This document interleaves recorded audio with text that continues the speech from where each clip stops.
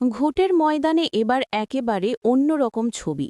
প্রচারের গদবাঁধা ধারা ছেড়ে আদিবাসী সংস্কৃতির ছোঁয়ায় অভিনব জনসংযোগে মাতলেন এগরা বিধানসভার বিধায়ক তথা তৃণমূল প্রার্থী তরুণ কুমার মাইতি।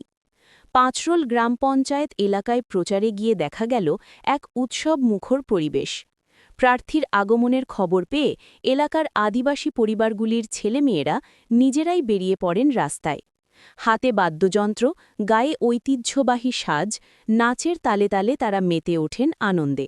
সেই নাচের ছন্দে পা মেলাতে দেখা যায় তরুণ মাইতিকেও। মুহূর্তেই প্রচার সভা পরিণত হয় এক সাংস্কৃতিক মিলন মেলায়।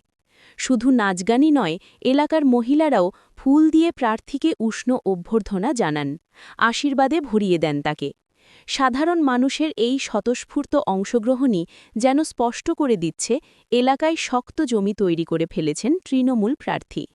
ভোটের ফলাফলের দিকে এখন তাকিয়ে সকলে, তবে প্রচারের ময়দানে যে তিনি এগিয়ে তার ইঙ্গিত মিলছে এই ছবিতেই। পূর্ব মেদিনীপুর থেকে অংশুমান পণ্ডার প্রতিবেদন।